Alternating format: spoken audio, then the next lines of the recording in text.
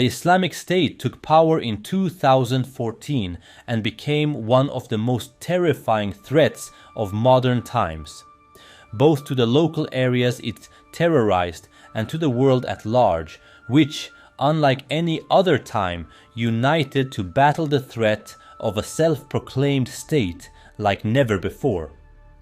This is the story of how the Islamic State rose to power and fell to its defeat. To truly understand how the Islamic State, ISIS, came to power, we have to travel back in time, long before the group even existed. In 1979, during the height of the Cold War, the Soviet Union invaded Afghanistan to support a communist regime against a growing insurgency. This invasion triggered a global response.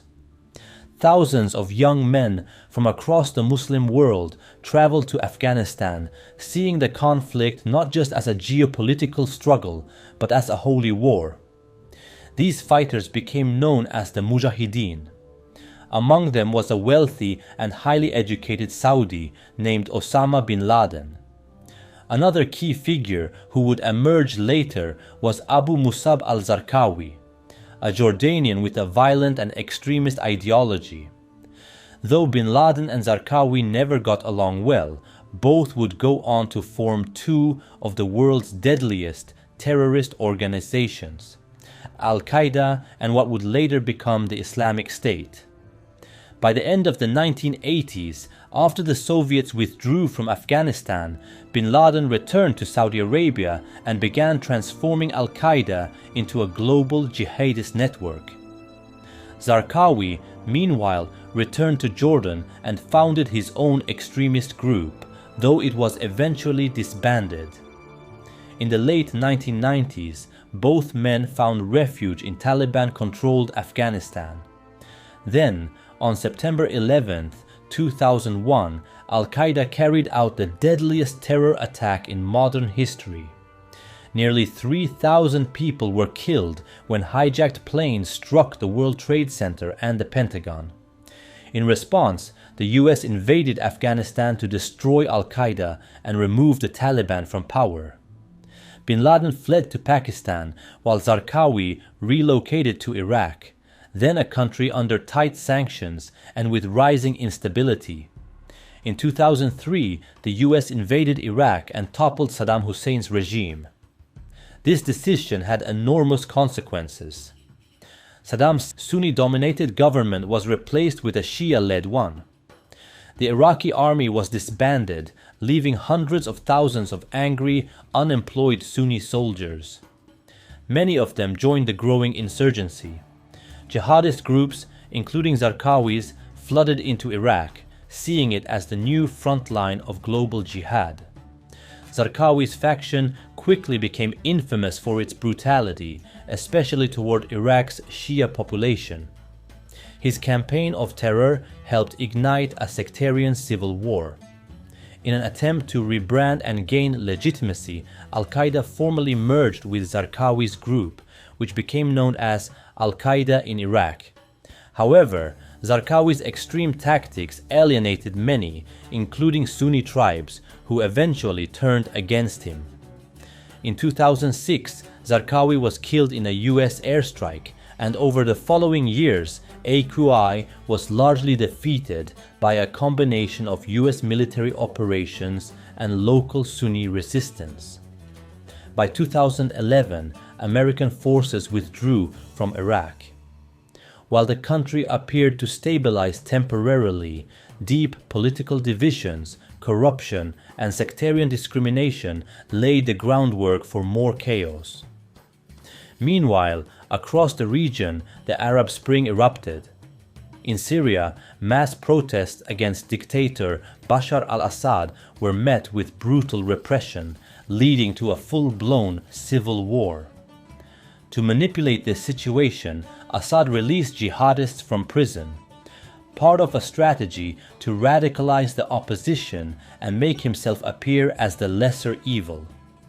At the same time in Iraq, the remnants of Zarqawi's group rebranded again, now calling themselves the Islamic State of Iraq, under a new leader, a former Islamic scholar named Abu Bakr al-Baghdadi. In 2012, Baghdadi sent senior militants to establish a new al-Qaeda affiliate called Jabhat al-Nusra, which quickly gained ground. But soon, Baghdadi claimed full authority over the Syrian branch as well, rebranding the movement as the Islamic State of Iraq and Syria, or ISIS. This led to a major split with al-Qaeda, who disavowed ISIS due to its extreme violence and refusal to coordinate. Still, ISIS grew rapidly, seizing territory in both Iraq and Syria. One reason for its success was that Assad initially allowed ISIS to grow unchecked, hoping that its rise would distract global attention from his own atrocities. In June 2014, ISIS shocked the world by launching a full-scale military offensive into Iraq. Iraqi forces, weakened by corruption and poor leadership, collapsed. Many Sunni communities, frustrated by years of discrimination, either supported ISIS or chose not to resist. Within days, Iraq's second-largest city, Mosul, fell, and ISIS declared it the capital of its self-proclaimed caliphate. ISIS follows an extreme and violent interpretation of Islam, specifically a branch known as Salafi jihadism, which is a radical offshoot of Sunni Islam. Their core belief is that Muslims must return to what they consider the pure form of Islam practiced by the Prophet Muhammad and his earliest followers, rejecting modern interpretations, democracy, and religious pluralism. At the heart of ISIS's ideology is the goal of re-establishing a global caliphate, an Islamic empire governed by strict Sharia law. When ISIS declared its caliphate in 2014, it claimed religious authority over all Muslims worldwide. This move was widely rejected by mainstream Islamic scholars across the globe. ISIS views anyone who opposes its rule, especially Shia Muslims, Christians, Yazidis, and even fellow Sunnis who do not support them, as apostates or infidels, making them legitimate targets for violence. This concept, known as takfir in the Islamic world, refers to the act of declaring other Muslims as unbelievers. According to ISIS's extreme ideology, this justifies their violence against anyone they label as non-believers. Their ideology also glorifies martyrdom and jihad, encouraging suicide attacks and armed struggle as paths to paradise. Through online propaganda and recruitment, ISIS spread these ideas globally, targeting young, disillusioned individuals with promises of purpose, brotherhood, and divine reward. They also hold a strong opposition to the liberation of women, which adds a striking irony to their downfall, as they were ultimately defeated in many key battles by the women fighters of Kurdistan. According to ISIS ideology, a jihadist killed by a woman would be denied entry into paradise. This belief created psychological pressure on ISIS fighters, giving Kurdish forces a unique advantage on the battlefield. ISIS rapidly seized nearly a third of Iraq and large swaths of Syria. Their goal was not just to fight, but to establish a theocratic empire stretching across the Muslim world, resurrecting the ancient caliphate. Thousands of foreign fighters from the Middle East, Europe, and beyond traveled to join, driven by ideology, disillusionment, or a search for purpose.